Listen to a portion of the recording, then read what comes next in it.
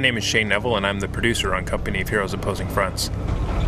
Opposing Fronts is the new chapter in the Company of Heroes experience and introduces 2 full playable campaigns, as well as 2 additional armies. We'll be taking a look at those armies today: the British Second Army and the Panzer Elite. This is one of our new multiplayer maps, based on Juno Beach in Normandy. The first thing you'll notice is that it's raining. Weather and time of day transitions are some of the new enhancements we've added to Company of Heroes Opposing Fronts. Players will be able to set time of day and weather for all multiplayer maps, adding a new level of immersion to Company of Heroes dynamic battlefields. Known as the Bulldogs of the Battlefield, the British are a defensive-focused army that introduces a more strategic playing style to Company of Heroes. With the British, we wanted to design an army that allowed players to dig in and fortify their front line with slit trenches and emplacements. At the core of the British Army is their basic infantry squad, known as Tommies by German forces, and seen here moving out to capture a nearby strategic point.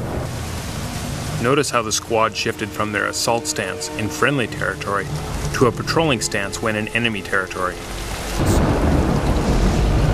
When patrolling, British squads move cautiously, using the environment to maximum advantage. As a more defensive army, the British sacrifice speed for protection.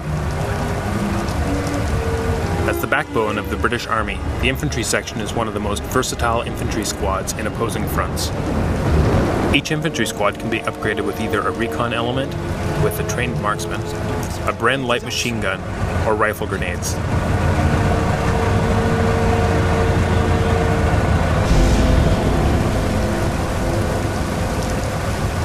British armies are led by lieutenants and captains. If the Tommies are the backbone of the British, their officers are their eyes and ears.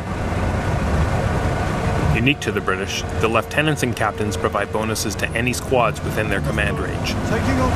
Lieutenants boost the morale and offensive capabilities of all nearby squads and allow them to move using their assault stance, even while in enemy territory. We're going to move this infantry squad out and capture a victory point. Notice how the infantry is now moving using their assault stance. While the Tommies pack a punch alone, they are devastating when supported by a lieutenant.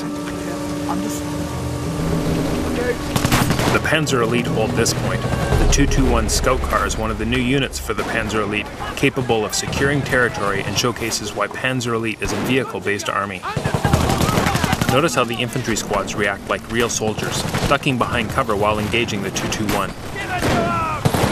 With opposing fronts, as with the original Company of Heroes, we want players to focus on making tactical and battlefield decisions, not babysitting their troops. Excellent. Target destroyed.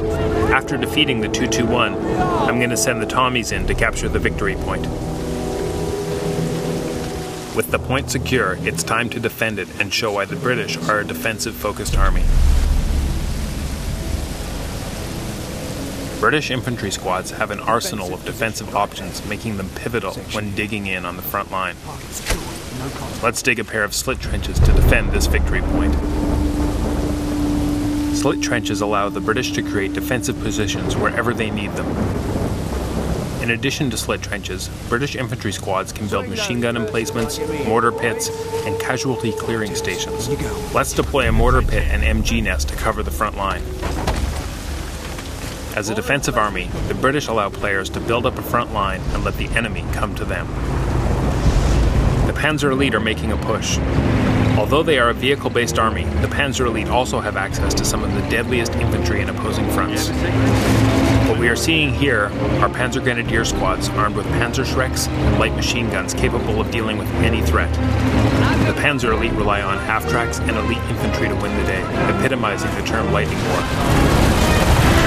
Vehicles are at the core of the Panzer Elite. The Panzer Elite half-tracks can be used as mobile weapons platforms, and units garrisoned in the back of these vehicles can fire from that position. But against a well-entrenched British position, the Panzer Elite are going to need heavy firepower. And this firepower comes in the form of the deadliest tank hunter of the Second World War. The Jagdpanther is one of the unique company commander choices available to the Panzer Elite and showcases the devastating firepower that the Panzer Elite command. This Churchill tank is trying to flank the Jagdpanther. But as you can see, it's no match for its tank hunting power. An 88mm cannon mounted on the front of the Jagdpanther will tear through the Churchill's armor.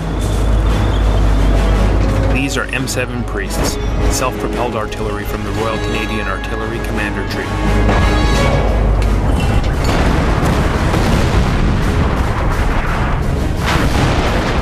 Even the mighty Jagdpanther is not immune to the artillery of the M7 Priest, firing off 105mm high-explosive shells.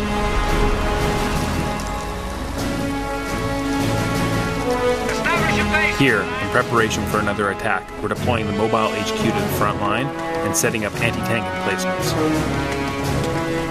Mobile command posts allow the Brits to deploy troops to the front lines and also secure territory. This means that British players only need to secure a few key sectors, and then dig in and defend and prepare for the battle at hand. One of the best ways to take out the British from an entrenched position is with artillery. These Nebelwerfers are a serious threat to the British position. However, the British have a number of surprises up their sleeves. Royal Commandos can be deployed anywhere on the battlefield.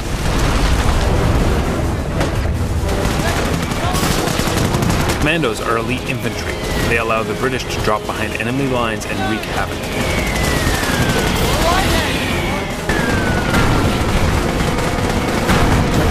The Commandos can also land heavy gliders and deploy their air-mobile light tech truck tank to the battlefield.